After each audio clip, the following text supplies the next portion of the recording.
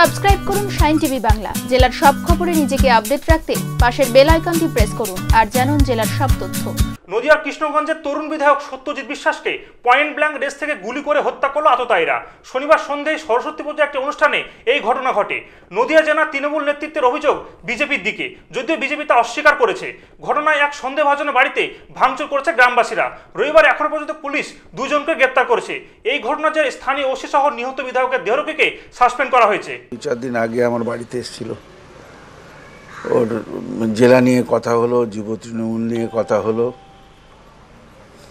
ভাবতেই পারছি না যারা যাচ্ছে ওখানে গিয়ে কখনো আদিবাসীদের, কখনো মতুয়াদের মধ্যে, কখনো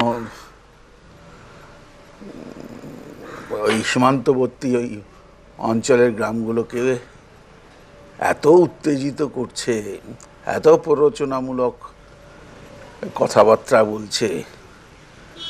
তারই ফল গুন্ডা বদমাইশদের সংগঠিত করছে। আমি তো ভাবতেই পারি না যে সত্যজিৎকে আমাদের জেলার যুব তৃণমূলেরও সভাপতি ছিল, দাপুটে নেতা ছিল, খুব ভালো ছেলে ছিল।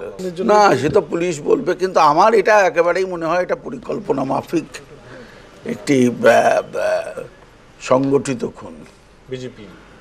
বিজেপি তো নিশ্চয়ই, আবার কি যা ঘটছে সঙ্গে সঙ্গে তৃণমূলের অন্তর্দ্বন্দ্ব বলে চাপানোর চেষ্টা মোটেই সঠিক নয়।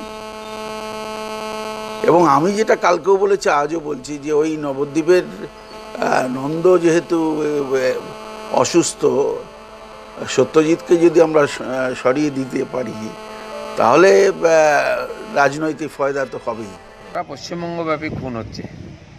আগে ছোট ছোট নেতারা হচ্ছিল, এখন এমএলএ পর্যন্ত খুন হয়ে যাচ্ছে।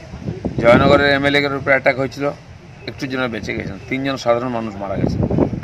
চেয়ারম্যান খুন হয়ে গেছে ভদ্রস্ব, কোনো দোষী করা সাজিয়ে দিতে পারেনি। এখন সব জায়গায় বিজেপির ভূত দেখছে। যে ধরনের গোষ্ঠীদ্বন্দ্ব শুরু হয়েছে, যে ধরনের সমাজবিরোধী রাজনীতি টিএমসি করছে, এবং বালি মাফিয়া, মাটি মাফিয়া, কয়লা মাফিয়া, এরা সব পার্টির মধ্যে আছে। গোষ্ঠীকন্দল, তারই পরিণাম হচ্ছে এরকম। একজন এমএলএ খুন হয়ে যাচ্ছে প্রকাশ্যে। সাধারণ মানুষের কিসের সুরক্ষা আছে পশ্চিমবঙ্গে? পুলিশ কিছু বিজেপির লোক, কিছু সাধারণ লোককে ধরে নিয়ে এসে আর ঢুকিয়ে দেবে জেলে, দিয়ে দেখিয়ে দিল আমরা এটা করেছি।